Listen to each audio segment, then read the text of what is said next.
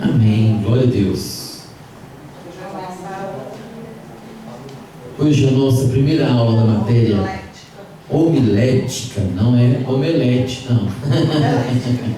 Não é aula de culinária, não. É de a arte de pregar. Vamos orar? Feche teus olhos nesse momento. Curva a tua cabeça. Senhor Deus, nós te bendizemos, ó Pai, pelo privilégio que nós temos de estar na tua casa e podermos iniciar mais uma matéria. Que o Senhor possa nessa matéria nos ensinar, nos instruir, que possamos ser cada vez mais capacitados para assim nos tornarmos cada vez mais úteis no teu reino. Nos abençoe nessa noite, fale aos nossos corações, nos dê a mente de Cristo, dê-nos sabedoria do alto, ó Pai, através do teu Santo Espírito. Em nome do Senhor Jesus. Amém. Homilética, esse é o nome dessa matéria. Hoje é a nossa primeira aula. Vamos aprender o que é homilética, qual é o conceito homilético e para que serve homilética. Antes de lermos o texto proposto, que é o texto de Timóteo, 2 Timóteo, eu gostaria de ler para vocês uma história, para que a gente possa começar a entender a importância da homilética na vida do obreiro, na vida do servo e da serva de Deus. A história do VCC, as siglas VCC. Conta-se que certo caipira estava no trabalho rotineiro, num canavial, quando de repente viu brilhar 3 letras no céu: VCC. Muito religioso, ele julgou que as letras significavam: vai, Cristo chama. Fiel à visão, correu e contou o ocorrido ao seu pastor, concluindo que gostaria de devotar o restante da sua vida à pregação do Evangelho. O pastor, surpreso diante do relato, perguntou ao homem se ele conhecia a Bíblia o suficiente para sair pelo mundo a pregar o Evangelho. Ao que ele respondeu: claro que sim. E qual parte da Bíblia que você mais gosta e conhece? As parábolas de Jesus, principalmente a do bom samaritano.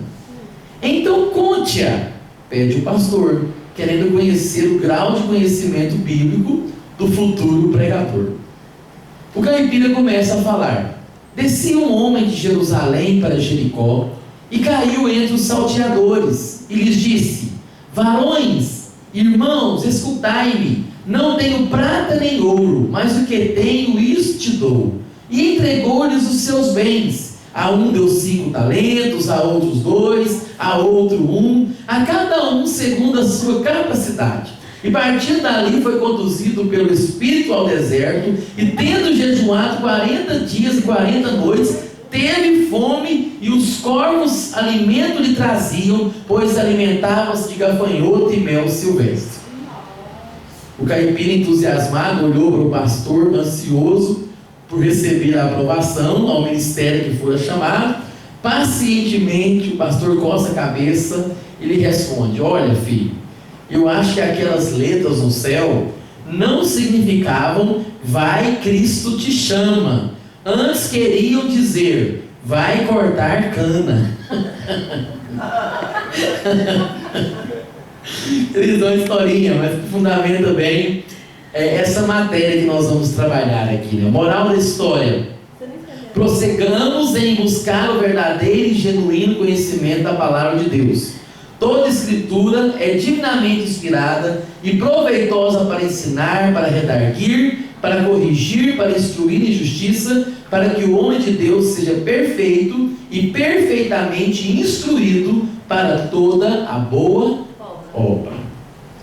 Por muito tempo, infelizmente, uma má interpretação daquele versículo: a letra mata, o Espírito vivifica. Algumas pessoas usavam essa afirmativa de Paulo, dizendo: olha, não estude não, vai estudar teologia não. O que é isso? Estudar teologia, você fica estudando esse negócio aí, a letra mata. Se ficar estudando, você vai morrer. Alguns falavam: você vai ficar até doido. Quem já ouviu isso?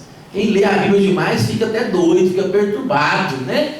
Você tem que entrar na unção de Deus, o Espírito de Deus que vivifica. Se você for, depois nós vamos estudar uma matéria chamada hermenêutica, você vai interpretar o texto, não tem nada a ver com o estudo lá. Pelo contrário, Paulo fala para Timóteo para ele continuar lendo, estudando.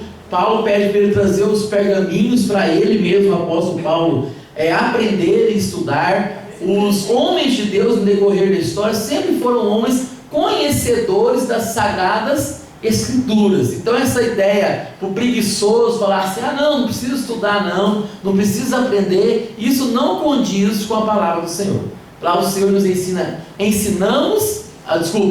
conheçamos e prossigamos em conhecer ao Senhor. Então o cristão sempre tem que caminhar. Então a letra mata no sentido de que é a lei que mata. A lei, ela causa morte, porque ela vai causar condenação. E o Espírito de Deus, revelando o Evangelho, vai trazer vivificação, vai dar vida ao nosso espírito. Não tem nada a ver com essa proposta que algumas pessoas falam. Mas infelizmente muitas pessoas, por não conhecerem a Bíblia, a palavra de Deus, sai por aí pregando literalmente besteiras.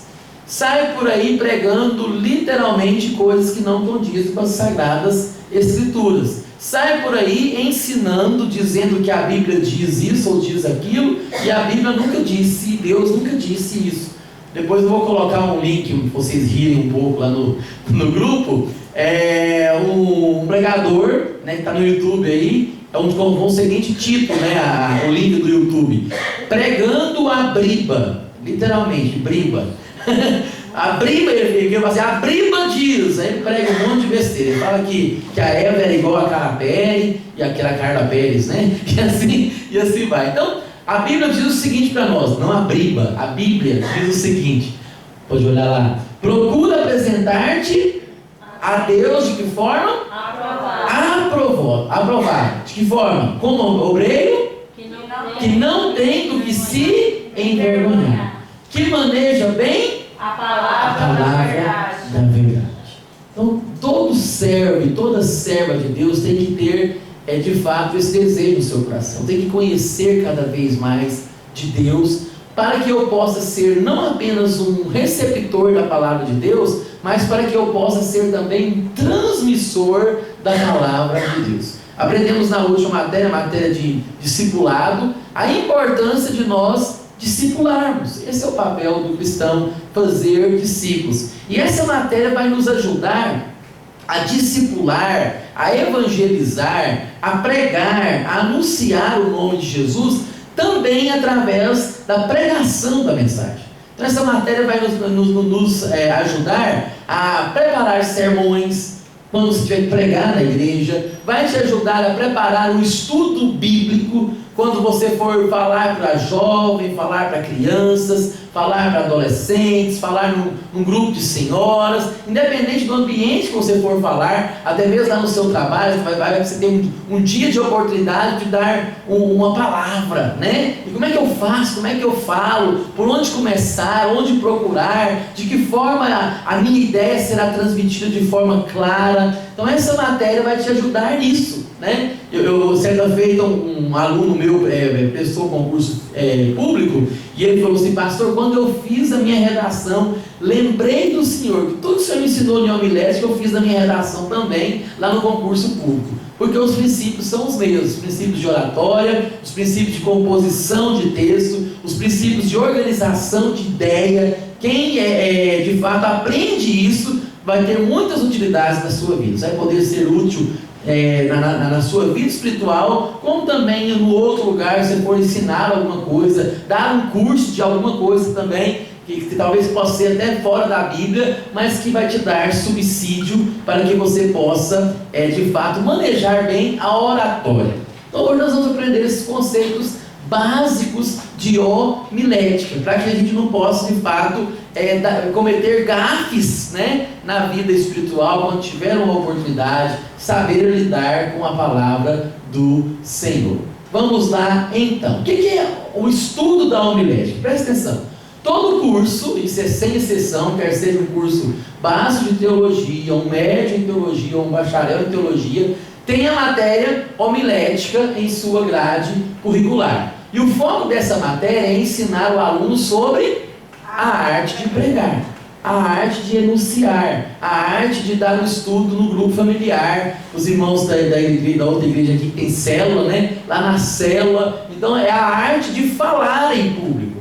Então traz essa ideia homilética. Talvez a expressão que mais defina o termo homilética é a arte de pregar sermões, ou de pregar mensagens, a ciência da pregação, a arte da fala religiosa.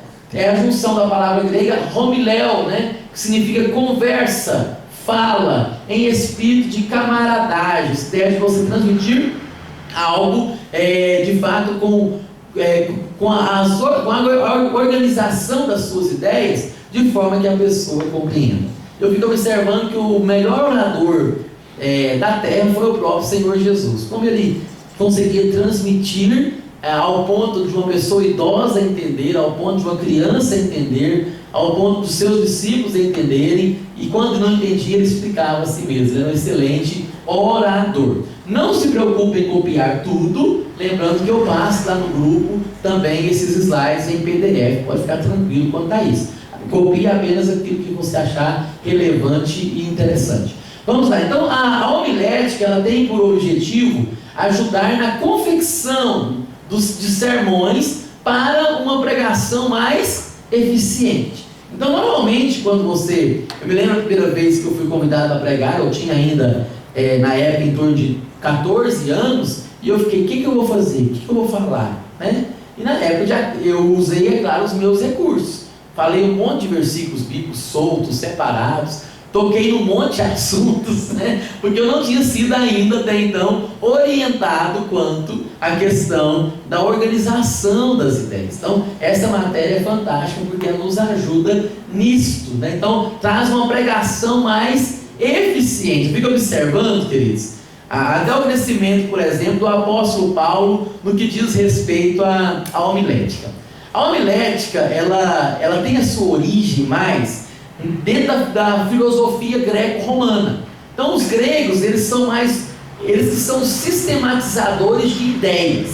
Então essa ideia de você estudar, vou estudar anatomia, vou estudar só a cabeça. Então quem organizou isso na história dos estudos mundiais, nós devemos isso aos gregos. Os gregos são mais sistematizadores. Já outras culturas, inclusive dentro do judaísmo, têm as suas organizações, mas não tão igual os gregos. E eu fico observando o apóstolo Paulo ele tinha dupla cidadania. E a gente observa no espírito paulino, de fato, ele oscilando entre as duas coisas. Eu costumo brincar que na cultura hebreia, no hebraico, é como se fosse uma mulher falando. Vou explicar o porquê. E já na cultura romana, já é um homem falando. Mulher, quando comecei a conviver mais perto com uma pessoa, no caso da minha esposa, a Patrícia, né? Eu me lembro do início do nosso namoro, e até mesmo no noivado, eu falava assim, meu bem, você está falando de qual assunto? Você não pontuou o primeiro assunto, parece que você mudou de assunto e você não concluiu o antigo, né? Assim, a mulher toca em 2, 3 assuntos, 4 assuntos assim, e com a maior facilidade. Nós homens, nós temos que dar um ponto. Peraí, vamos parar de falar do carro. Agora nós vamos falar da casa. As coisas não se misturam. Carro é carro, casa é casa, criação de filhos é criação de filhos. Então nós somos muito bem sistematizados. E o hebreu, ele é assim muito solto. Ele toca 4, 5, 6 assuntos e você vira uma salada mista. O apóstolo Paulo, quando foi pregar em Atenas, e aconteceu isso com ele. Ele chegou em Atenas querendo levar a cultura hebreia, a cultura dele mesmo. E quando ele começou a pregar lá, os filósofos falavam assim, o que esse paroleiro, é uma das traduções da Bíblia, traz esse nome. O que esse paroleiro está falando? O que é um paroleiro? É uma pessoa que ao falar, ela fala de tudo, mas não fala de nada. Alguém que vai dar uma palestra, ele fala sobre saúde, ele fala sobre criação de filhos, ele fala sobre economia, ele fala sobre administração de empresa, ele fala sobre como arrebentar pipoca. Aí você fala assim, não, peraí, essa palestra é sobre o que mesmo? Isso que os filósofos chamaram o apóstolo Paulo de paroleiro. Alguém que fala coisa com coisa, que não chega a um denominador comum. E quando Paulo ouviu essa crítica, ele tomou, peraí, minhas ideias não estão organizadas. Aí a sensação que eu tenho é que Paulo foi para casa, então eu preciso preparar um sermão melhor. Isso que eu estou falando, o povo está até me criticando. E ele foi para casa, fez um sermão melhor, mais elaborado, com as ideias todas sistematizadas. Aí ele teve a oportunidade para falar com os filósofos, aí foi uma pregação fantástica. Aí foi quando ele argumentou aquele texto: olha, eu andando pela cidade de vocês, eu vi que vocês são religiosos, porque eu passei ali e vi um altar erigido ao Deus desconhecido. É sobre esse Deus que eu quero lhes falar. Esse Deus que vocês não conhecem, eu conheço. Essa pregação dele está lá em Atos dos Apóstolos. Esse Deus que vocês não conhecem, eu conheço. Ele é o Criador dos céus e da terra. Aí ele faz uma pregação organizada, porque ele tinha acabado de receber uma crítica. Ele era um paroleiro, alguém que falava coisa com coisa, tocava em vários assuntos, mas não chegava em um denominador comum. Então o papel da homilética é exatamente organizar as ideias, para a gente não ser aquele pregador, aquele transmissor que quer falar tudo de uma vez só e não fala nada. A pessoa sai da pregação e fala assim: sobre o que o pastor falou hoje? Sobre o que aquela irmã falou? Eu não sei, falou tanta coisa. Você não entende, não sabe o texto, não lembra você lembra de uma coisa ou de outra, mas não tem uma coisa organizada. Então a homilética nos ajuda a organizar o raciocínio, organizar os pensamentos, colocar em ordem, para que a gente possa tratar um assunto específico e transmitir, é claro, com precisão, com maior organização, a mensagem do Evangelho, para que se torne um sermão cada vez mais eficiente. Ela beneficia o pregador, ou seja, torna mais fácil a pregação do sermão, e beneficia o auditório. Um sermão homileticamente preparado é mais assimilável, as pessoas entendem. Nossa, eu compreendi, eu entendi que essa pessoa quis falar numa reunião de grupo familiar, numa pregação na igreja. Então se torna mais assimilável. Esse é o papel. E muitos sermões falham por ser absolutamente sem ordem, e as ideias são confusas e a pregação perde o sentido por completo. O ouvinte não entende a mensagem. Ele fala assim: aonde é que o pregador está chegar? O que ele quer falar com isso? Aí você sai da mensagem e você não entendi nada. Não entendi, como diz um goiano, não entendi patavina nenhuma, né? O que ele quis dizer? E talvez chegue o tempo em que poderá dizer-se: felizmente a vida não é como o sermão do pastor, porque a vida, apesar de tudo, tem algum sentido, enquanto o sermão do pastor não tem sentido nenhum. Então, infelizmente, muitos pastores pregam e aquilo que ele transmite, ele não consegue transmitir homileticamente um sermão de fato coerente. Então, o que é homilética, portanto?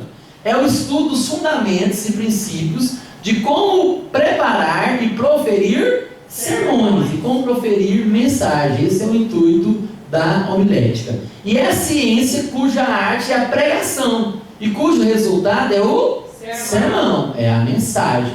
E a arte do preparo e a pregação dos sermões. Então envolve desde o preparo, tá certo? Até a pregação. Então nós vamos aprender desde lá, do início, como encontrar o texto para pregar, como elaborar, como organizar as ideias e como transmitir com precisão e com coerência aquilo que nós queremos e que o Espírito de Deus quer transmitir. Então, como campo de pesquisa, a homilética trabalha com estudos e pesquisas necessárias, né, para que os sermões tenham conteúdos bíblicos e contemporâneos. Essa é a ideia da homilética, que os sermões tenham mensagens bíblicas, fundamentadas na Bíblia, é claro, e que seja algo contemporâneo a nós. Pegando esse conteúdo de forma artística e organizando as ideias que serão apresentadas de forma coerente e compreensível, resultando na arte da apresentação do sermão, a pregação propriamente dita. Esse é o objetivo da homilética. Só pensando um pouco, cada um de nós aqui possui um tempo de vida cristã. E alguns talvez tenham 1 ano, 2 anos, outros já têm 5, 10, ou igual eu, já tem mais de 30 anos de vida cristã. Mas já observou que alguns sermões marcaram a nossa vida? Tem sermões que passam 5 anos, 10 anos, você lembra daquela mensagem? Nossa, aquela mensagem daquele pastor em tal época, daquela irmã, daquele irmão, aquilo marcou a minha vida. Isso se dá por vários fatores, é claro, pelo momento que a gente está vivendo, pela unção, a presença de Deus, mas também pela organização das ideias. Quando alguém te trouxe uma palavra coerente, que aquilo falou contigo. Então, isso se dá muitas vezes por conta da homilética. Hoje nós vamos fazer só essa introdução à homilética, é isso que nós vamos trabalhar hoje. Vamos lá. Quais são as qualidades de um pregador bem-sucedido? O que se espera de um pregador? Vamos lá então para ver como é que você está. Primeiro é entender a sua vocação. O que é isso? É o chamado. Todo discípulo de Jesus precisa estar consciente que anunciar o Evangelho é uma missão que envolve todos os membros do corpo de Cristo. Então, saber falar de Jesus e saber falar de forma coerente não é só do pastor, apesar de quem mais faz uso da homilética são os pastores, são os pregadores, né? Ou não, alguns não fazem, né? Às vezes nem conhecem, infelizmente. Mas o papel da homilética é de fato ajudar a todo cristão. Então, às vezes você quer preparar um estudo bíblico para a sua casa, para o seu filho, ou lá no seu grupo familiar, lá no seu trabalho. Quem vai te ajudar nisto é a homilética. Então, a vocação é entender que todos nós fomos chamados para proclamar a mensagem do reino de Deus. Outra característica, outra qualidade: oração e unção. Então, eu coloquei as duas juntas porque uma coisa leva a outra. Quem tem uma vida de oração automaticamente tem a unção de Deus, né? Então, mensagens ministradas por pregadores que não oram é como pão cru servido sem passar pelo fogo. Então, o pregador pode até trazer um conteúdo legal, uma mensagem engraçada, mas se não tiver unção, se não tiver oração, vai ser como se fosse um pão cru servido sem passar pelo fogo. Ou seja, é indigesto, vai fazer mal. Então, tem sim que nós temos que conciliar a arte, que é a questão, aquilo que Deus nos deu de ferramentas, com a unção de Deus. Ou seja, quando casa-se as duas coisas, aí funciona. Inspiração. O que é inspiração? É o resultado do esforço, da oração, do estudo da palavra, da pesquisa e de profunda reflexão para dar o melhor, vindo de Deus para o povo. Então, ou seja, a ideia da inspiração. A inspiração tem a ver com o Espírito Santo e tem a ver conosco. Então, é um casamento entre aquilo que o Espírito Santo quer falar para a igreja e, ao mesmo tempo, com aquilo que eu conheço. Às vezes Deus quer me usar para falar algo para a igreja, mas como eu não tenho conhecimento bíblico, eu seria uma ferramenta inútil nesse sentido. Então, eu preciso conhecer, eu preciso pesquisar, eu preciso de fato me aprofundar na palavra do Senhor para que eu possa falar com maior precisão aquilo que Deus quer que eu transmita. Então, o pregador ele tem que ser também inspirado, ele tem que fazer uma profunda reflexão e dar o melhor de si. Continuando, a questão da vocação, da oração e da inspiração. Vamos lá. Entusiasmo é outra característica, outra qualidade que se espera do pregador. Você crê naquilo que você está pregando? É uma pergunta que você tem que fazer para você mesmo. Eu creio nisso que eu estou pregando? Né? Falar com entusiasmo é falar com veemência, vigor, dedicação ardente, ardor e paixão. Todas as vezes que eu vou falar sobre entusiasmo, eu me lembro da história de um pastor que ele tinha uma igreja, ele pastoreava uma igreja, que era em frente a uma feira mesmo, uma feira coberta, feira que as pessoas iam para lá vender frutas, verduras e companhia limitada. E ele já estava naquela igreja há aproximadamente 3 anos e a igreja não crescia. Era um grupinho ali de umas 10, 12 pessoas e só era aquele grupo. E ele, todas as escolas, toda vez que ele ia para a escola bíblica dominical, aos domingos, ele observava o movimento da feira, e ele era cliente daquela feira também. Mas ele percebeu que tinha um feirante que a banca dele sempre era a mais cheia. Sempre a banca dele era a mais cheia. E ele, com o tempo, ele se tornou um cliente também daquele feirante. E ele percebeu que aquele feirante, nem sempre os produtos que ele tinha eram os melhores. Como também nem sempre o preço dele era melhor. Ele encontrava preços melhores na feira do que aquele banqueiro, né, aquele dono de banca. Aí ele achou aquilo interessante. O que ele tem que ele atrai tantos clientes para ele? E um dia ele teve a curiosidade de perguntar ao dono daquela banca de feira, né? Falou assim: olha, eu sou pastor aqui dessa igreja. Aí o feirante falou assim: eu sei que você é pastor, já visitei a igreja do senhor, já ouvi o senhor pregar. Aí ele pegou e falou assim: que bom então, que bom que você já foi lá já. Ele falou assim: olha, eu fico observando você aqui, eu fico observando quanto que você atrai as pessoas. Você está de parabéns, porque os clientes sempre vêm à sua banca. E eu fico ali na minha igreja pregando coisas de Deus, coisas boas, ensinando as pessoas coisas boas, e parece que as pessoas não são atraídas. Eu não entendo o que acontece. Qual que é o segredo de atrair pessoas para perto de você? E você: pastor, tem uma diferença muito grande entre o senhor e eu. Sabe qual que é a diferença? Eu falo mentiras com cara de verdades, e o senhor fala verdades com cara de mentira. Entendeu? Ele fala mentira, ele é vendedor. Aqui é o melhor tomate e tal, é aqui mesmo.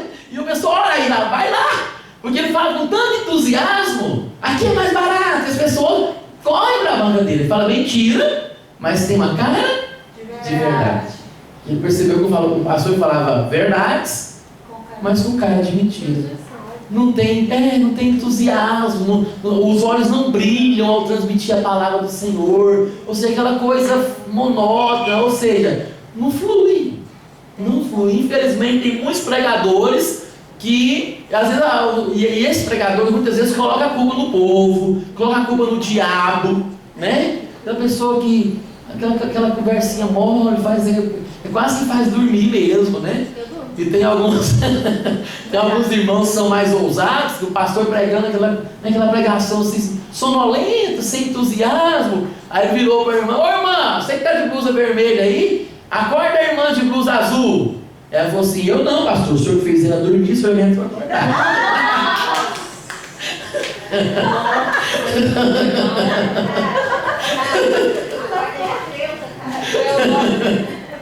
Eu vou: o senhor que fez ela dormir, o senhor que vem acordar. Então, mas infelizmente muitas pessoas pregam a palavra de Deus sem verdade, sem entusiasmo. E nós estamos falando de coisas espirituais, de coisas sérias, e temos que sim ter entusiasmo naquilo que nós vamos falar. Determinação, que é a junção da palavra determina mais ação. Então, determinação é o sinônimo de persistência. Ninguém vai muito longe sem persistir. Então, Paulo era determinado: combati o bom combate, completei a carreira e guardei a fé. Então, queridos, pregadores não nascem prontos. Pessoas que são eloquentes, você vai assim: não, a dona Irene falava do jeito que ela fala sempre. Não. Um dia ela pregou uma mensagem ruim, ela tremeu na base. O pastor Wilson Júnior, nossa, ele tem tanta facilidade, pega a palavra assim e fala: um dia já tremi, já gaguejei. Uma vez eu era seminarista, estava indo no seminário, fui pregar na igreja. A minha amiga, da igreja falou assim: irmão, você falou na sua pregação mais de 100 nelos, né?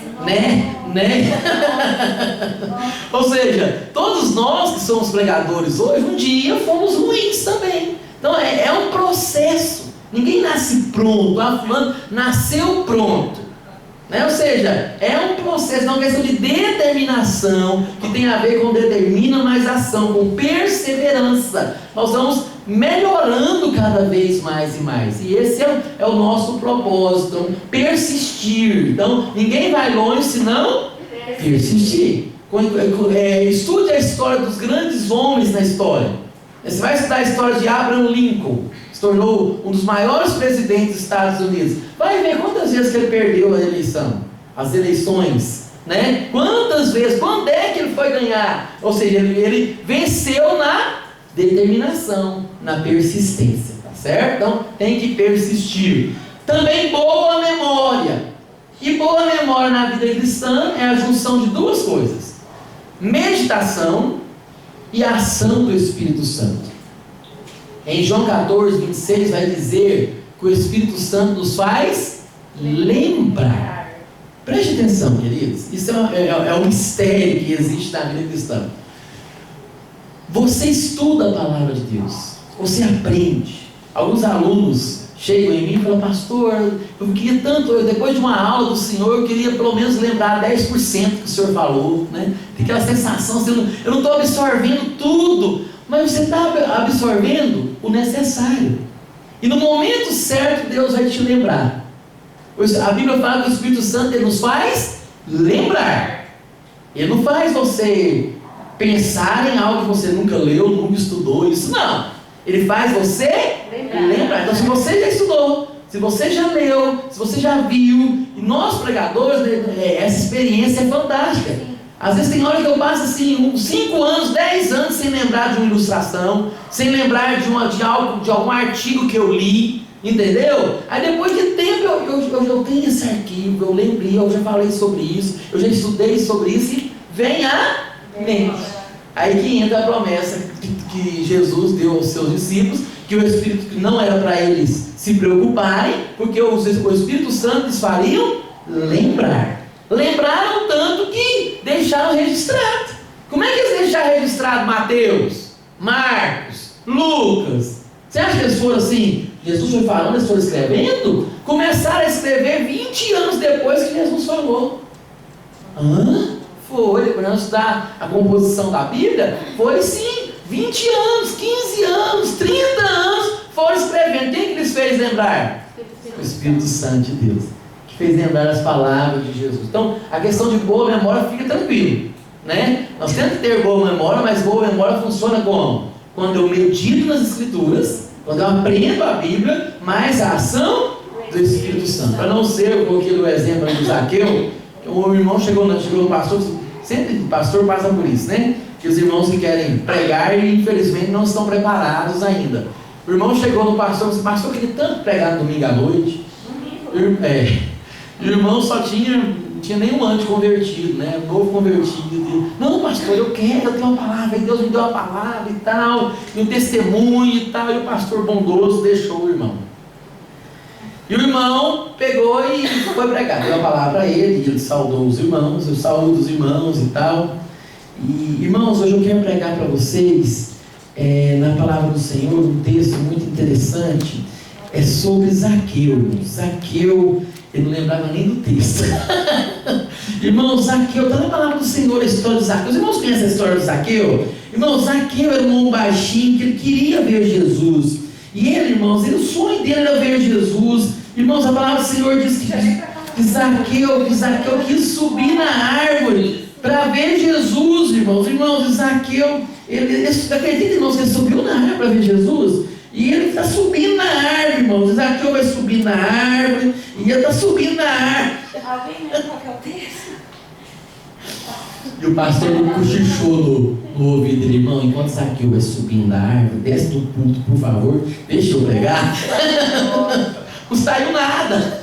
Então, já falta de preparação, estudou, não organizou os negócios, não lembrou nem do texto, né? Então vai dar nisso mesmo. Habilidade. Os sermões de Jesus eram eficientes pelo fato de Jesus usar sua habilidade e sensibilidade ao transmitir as verdades de Deus. Jesus usou metáforas, que são histórias, comparações diferentes, para pregar para pessoas e grupos diferentes. Isso que a homilética nos ensina. Então você vai, por exemplo, pregar no culto de ímpares.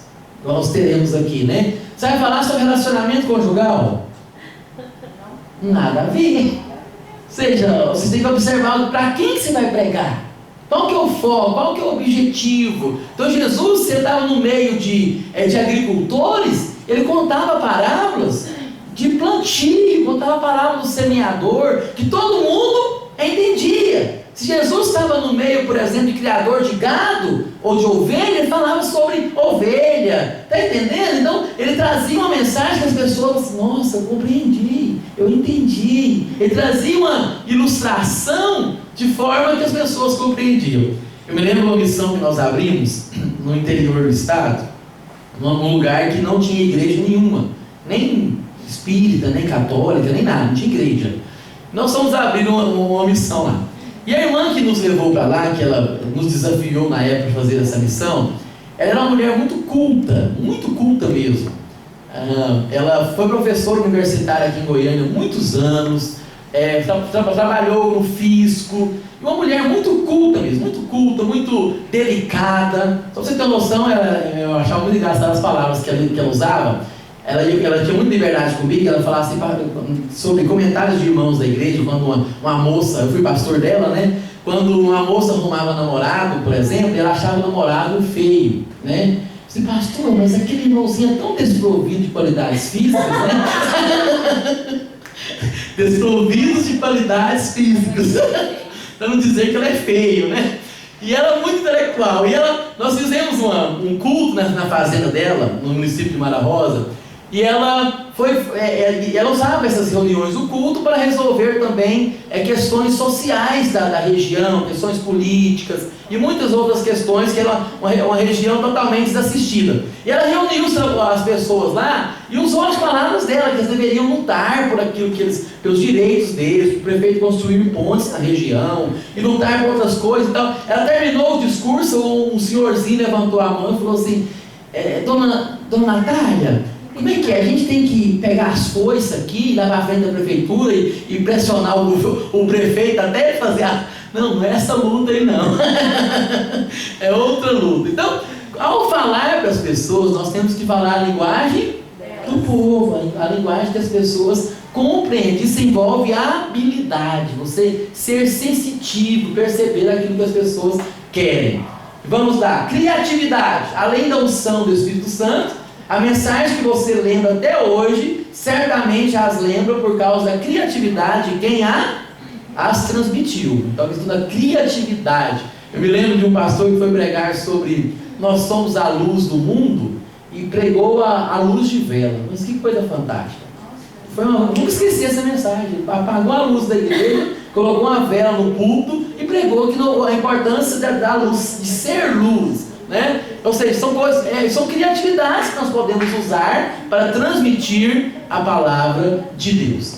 E outra habilidade é ser um bom observador da vida. Jesus construía suas ilustrações observando a vida cotidiana das pessoas que o rodeavam. Então, falar sobre assunto atual, observar o que o povo, o que está acontecendo, quais são os temas que estão sendo levantados, o que eu posso trazer isso de respostas na palavra de Deus. E a palavra de Deus tem respostas, a palavra de Deus tem orientação. Então o papel do pregador de fato trazer algo que atenda a necessidade do povo, aquilo que o povo de fato está ansiando para ouvir, não aquilo que o povo quer ouvir, mas a palavra de Deus de acordo com aquilo que as pessoas estão vivendo, para que não possa falar de um tema que ninguém entenda, ninguém compreenda. Como um seminarista recém-formado, bacharel em teologia, foi pregar na nossa igreja em Curitiba. Ele chegou lá, queria mostrar o seu conhecimento, os seus 4 anos de teologia no seminário, estudou muito, e ele falou: irmãos, eu quero falar nessa noite sobre a suposta morte da epistemologia e do fundamentalismo clássico. Que? Ou seja, o povo ficou assim, o povo não é filósofo, o povo não entende esses termos, né? Então você tem que trazer a linguagem para o povo, de acordo com o cotidiano. Certa feita, um pastor também foi trazer uma mensagem, e ele pesquisou muito e tal, e durante a mensagem ele fundamentou no grego, como é que era aquilo no grego, no hebraico, não sei aonde, e na verdade não foi uma mensagem, foi um estudo de escola bíblica dominical. E ele falou do filósofo de tal, o que certo comentarista falava sobre aquele texto e tal. Terminou a mensagem, Ainda bem que foi a esposa dele, né? A esposa dele levantou a mão e fez assim: meu bem, e daí? Tipo assim, o que tudo isso que você falou aí tem a ver conosco? O que nós podemos aplicar de tudo isso? Ou seja, o papel da homilete é exatamente fazer esse gancho, fazer essa ponte entre o orador e o ouvinte, para não ficar falando coisas que não são relevantes. E também o poder de síntese. Não seja prolixo, e sim conciso. Aquela pessoa que fala, patina, não sai do lugar. Muito prolixo, né? E sim conciso. Para alguém não dizer: pastor, a palavra do Senhor hoje foi igual espada. Aí o pastor está achando que é um elogio, né? Mas que bênção, irmão. Não, pastor, foi chato e comprido. Então, foi igual espada, né? Então, o culto deve ser com decência e ordem. Então, você ficar pregando uma palavra chata e demorada, cuidado que o menino pode cair da janela, ele pode morrer. Igual o apóstolo Paulo, demorou demais o sermão, o menino dormiu, caiu e morreu, ele teve que ir lá recitar o moço. Então, antes de você pregar uma mensagem muito grande, veja se você tem um dom de recitar a morte, então não vai ousar, irmão. Naturalidade, seja você mesmo. Irmãos, essa é outra característica fantástica. Seja você mesmo. Não queira copiar ninguém. O santidade que quer ser igual o Silas Malafaia para pregar. Já temos um Silas Malafaia no Brasil. Está entendendo? Já temos um. Tem aquele pregador da Assembleia de Deus, pegou o nome dele, aquele que é deputado. Pregador assim. Marco Feliciano. Certa feira eu trouxe um seminarista para a minha igreja e ele pregou igualzinho o Marco Feliciano. Igualzinho, tá? Eu fechava os olhos assim, o Marco Feliciano, não é possível, eu consegui trazer o Marco Feliciano na minha igreja. Ei! Aquele estilo assim, né? Olha pra mim! Aí eu cheguei no final do culto, levei para casa, como eu sempre fiz com os seminaristas que fizeram escala comigo. Sentei com ele, disse: olha, meu irmão, você está começando agora. Você não precisa, eu sei que você gosta demais do Marco Feliciano. Pelo jeito já deve ter ouvido pelo menos umas 100 mensagens dele, né? Que até os tiques, a forma de falar, né? Então, vamos mudar isso. Você não precisa ser o Marco Feliciano, você pode ser você mesmo. Então seja você. Marco Feliciano nós já temos um no Brasil. Então não queira imitá-lo. Se eu fui trabalhando com ele, graças a Deus, ele foi liberto. Ele está mais para outra pessoa, menos Marco Feliciano. Então, a naturalidade. Sabe aquela pessoa que quer imitar o outro? Isso pega mal. Eu sempre falo, dou palestra para casais, mas pensa se eu fosse querer imitar em tudo o Cláudio Duarte, né? Não fica feio, não dá. Ele tem o jeito dele, eu tenho o meu, cada um tem o seu jeito. Eu me lembro uma vez que eu fui, o presbítero Paulo Divino conhece, né? Eu fui num congresso de jovens e o pastor Marcos Pereira havia pregado uma mensagem fantástica, muito boa mensagem. Ele usou alguns termos fantásticos. Ele falou que no reino de Deus não tem aposentados, mas tem apacentados. Ele fez uns trocadilhos muito bons na mensagem dele. Falou sobre o crente do tubarão. Ele criou um monte de anedotas que é perfil dele, aquelas gaitadas que ele sempre deu, né? Pastor Marcos Pereira. Aí eu fui em uma outra igreja, perto de uma cidade vizinha, em outro ambiente, não era congresso. E o pastor daquela igreja tinha ido no congresso, que eu fui também. Irmãos, ele repetiu a mensagem todinha para a igreja. Até as piadas, ele copiou tudo. As ilustrações, eu estou ouvindo o pastor Marcos Pereira pregar de novo. Então não copia, não queira ser o outro. Cada mensagem, irmãos, eu que sou pregador e quem é pregador sabe disso. Quem de fato tem dependência de Deus. Semana que vem nós vamos pregar, eu vou pregar aqui na quinta e na congregação na sexta. Nunca sai a mesma mensagem, irmão. Nunca sai. Eu posso pregar até o mesmo texto, mas não sai. Porque, querendo ou não, são ambientes diferentes, são pessoas diferentes, são momentos diferentes, e você tem que ter uma mensagem diferente. Então não queira imitar um pregador. Fulano de tal trouxe uma pregação tão boa na internet, mas aquilo foi para aquele povo, para aquele congresso, para aquela igreja. Está entendendo? Deus fala conosco, Deus é dinâmico. Deus é dinâmico. Então, haja com naturalidade. Seja você e tenha a sua identidade. Não quero nenhum discípulo do Wilson Júnior que pregue que nem ele. Vai pregar melhor do que ele. Vamos lá. Adquirir o conhecimento. Então, Paulo disse ao jovem pastor Timóteo: persiste em ler, exortar, ensinar. Então, ou seja, adquirir o conhecimento. Só deve falar quem tem alguma coisa de Deus para dizer. Falar sobre um assunto que não estudamos, não conhecemos, sem nenhum preparo anterior, é um verdadeiro crime contra as pessoas que muitas vezes se esforçam para estar presentes a fim de ouvir muito de Deus através de nós. Tá certo? Então, falar sem estudar, falar sem meditar, sem pesquisar. Então, adquira sempre conhecimento. Vamos lá então. Algumas orientações para os pregadores. Vamos lá. Fale de tal maneira que todos os ouvintes possam entender até a última palavra dita. Isso tem a ver com dicção. O que é dicção? É você articular bem as palavras. Pensa em montar uma aula aqui, eu ficar o tempo todo se falando assim, falando de uma maneira que todos os ouvintes possam entender até a última palavra dita. O que é, pastor? Você falou? Ou seja, fale pausadamente. Tem gente que é igual uma metralhadora para pregar, né? E falando, você é pregador ou narrador de futebol? Peraí, você está me aproximando errado.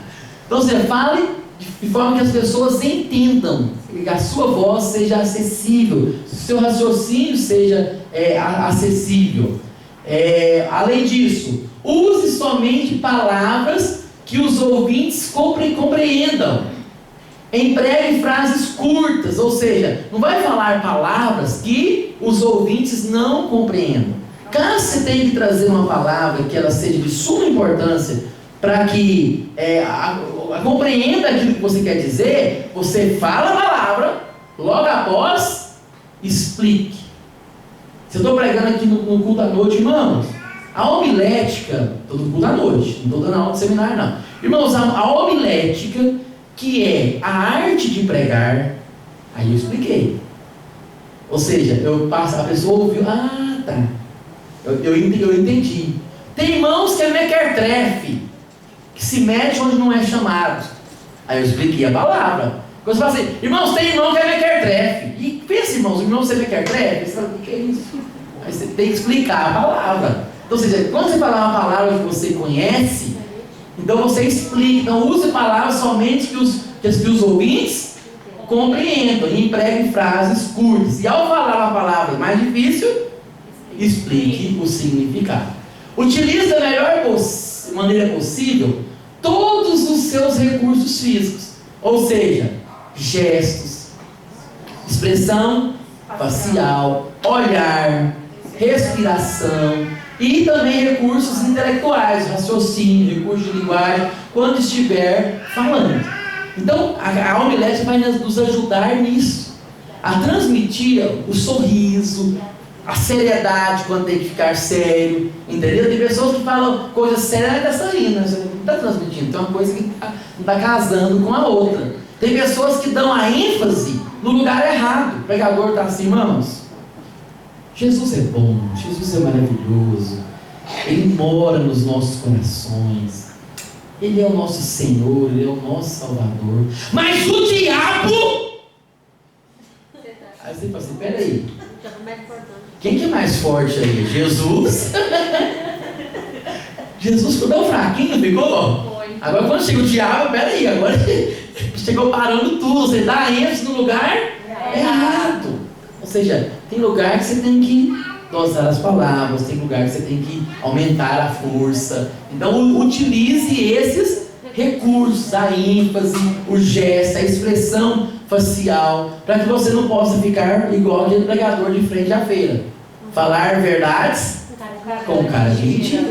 Né? Então a questão, você pode usar sim. Dirija o olhar aos ouvintes. Individualmente, você alcança uma pessoa através do olhar. Então, para isso, vença a timidez. Então, pensa eu pregando aqui o tempo todo. Irmão, você tem que dirigir o olhar para os ouvintes. Você tem que, irmãos, Deus está falando com você, que eu estou lá olhando lá. Não, você tem que olhar. Seu olhar tem que direcionar para as pessoas, né? Ou seja, você está pregando numa igreja muito grande, que tem 4, 5 alas, direcione, olha para cá, olha para lá, olha para lá. Ou seja, faça essa passeada, não fica só numa pessoa, você pensa o tempo todo aqui. Então, tem que olhar para a pessoa, o tempo todo aqui, ó, meia hora depois, né? Se a irmã for casada, vai ficar, o marido vai ficar com ciúme do pregador, não é possível. Fico olhando para minha mulher o tempo todo aqui. Então, ou seja, olhe para um, olhe para o outro, né? Ou seja, direcione a questão do seu olhar. Vença a timidez. Vamos lá. Mantenha sempre a cabeça erguida. Tem pessoas que vão pregar o tempo todo assim, irmãos, essa semana Deus está falando comigo, falando no meu coração. E Ele falou muito comigo que nós devemos orar o tempo todo aqui olhando para baixo. Ou seja, mantenha a cabeça erguida, você conversando com as pessoas. Não fica olhando para o chão, ou para o teto, ou aquele olhar no NEM, né, por cima das cabeças dos ouvintes, enquanto estiver pregando. Ou seja, faça um contato visual extremo. Não fica olhando para cima, não fica olhando para baixo, não fica olhando para cima, para baixo, não de palhaço. As crianças brincam, né? Então não faça isso. Então vamos lá. Se o público estiver assentado por muito tempo, antes da mensagem, crie uma maneira de fazê-lo levantar-se antes de você começar a pregar. Então ficou muito tempo sentado. Ou é uma palestra, uma pregação muito longa. Então por que esses palestrantes aí tem o momento do coffee break, né? Uma parada para o café, quando é uma manhã, um seminário de 4 horas. Ninguém consegue ficar sentado ouvindo 4 horas, ou vai dormir, ou vai perder o raciocínio. Então crie ambiente. Então, se tiver ficado muito tempo sentado, pede para ficar em pé antes para ler a palavra do Senhor. Então são estratégias que nós podemos ter. Quanto à leitura da Bíblia, não deve ser monótona, ou seja, aquela leitura ruim ali, sem graça, mas atraente. Deve-se respeitar o quê? A pontuação. Sublinhe as palavras que devem ser enfatizadas na leitura e pratique lendo o texto em casa, em voz alta, para si mesmo, grave, ou sem gravador do celular, antes de falar em público. Se preferir, grave a leitura. Então aprenda a ler. Você pega aquele texto aqui: se portanto a perfeição houver sido mediante o sacerdote levítico, por nele baseado o povo recebeu a lei, que necessidade haveria ainda de que se levantasse o sacerdote? Segunda ordem de irmãos, tem ponto aí, tem vírgula, tem exclamação, tem interrogação, tem parênteses. Então respeite, leia o texto, né? Leia com a boa dicção, leia pausadamente. Se é uma palavra mais difícil, a Bíblia está cheia de palavrinhas difíceis, né? Leia antes, quando chegar na hora, e pegar aquela palavra Melquisedec. Então, né, tem que sair, não fica feio, né?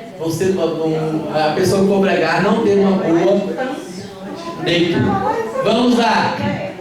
Aprenda a respirar corretamente, no tempo certo, controlando a respiração e a inspiração e a expiração no tempo adequado. Já viu que o pregador vai falando assim, parece que está ficando sem fôlego? Você vai ficar com cuidado, né? Então cuidado com isso, aprenda a respirar no tempo certo. Se for fazer o uso do microfone, verifique se está funcionando antes de usá-lo. Se começar a funcionar mal, peça que seja substituído. Então, irmãos, alguém pode trocar o microfone para mim, por favor? Está falhando? Não fica tentando insistir naquele microfone ruim, não. E testar microfone não é assim, testando, né? Não faça isso, muito menos isso aqui, irmãos. Dá uma dó você pegar um microfone chulho desse aqui, bater. Não é bateria. Bateria você pode bater. Microfone não. Então você liga, aprenda, né? Sempre tem os botões ou de apertar, ou é de apertar, ou é de subir e descer. Normalmente são esses dois jeitos, não muda. Ou subir e descer, ou puladinho, tá ali, dá uma olhada no microfone, se for sem fio. Se for com fio, tem o de subir e descer, de ligar e desligar. Tem uns que já são ligados diretamente, que já o volume é dado na mesa, não tem nem botão aqui, né? Tudo é normal. Mas nunca bata, nunca pega o microfone, ei, oi, som, não. Isso é muito antiético, muito feio. Uma maneira clássica de testar microfone. Você fez isso aqui, ó? Tá funcionando ou não tá? Tá. Eu vou pegar o microfone, tá aqui. Boa noite, irmãos, na paz do Senhor. Eu já percebi que ele está ligado. Já percebi que está funcionando. Fiz a som? Não irrita ninguém. Não é feio. Então, ou é mais fácil, né? Certo? Pronto. Você já percebe que ele está ligado. Tá certo? E deixe o tag de áudio lá, né? Regular, vai regular de acordo com a sua voz. Ele vai, caso você estiver na frente, igreja grande, por exemplo, que às vezes o retorno está ruim, pode pedir educadamente: o irmão do áudio, por favor, aumente o retorno para mim.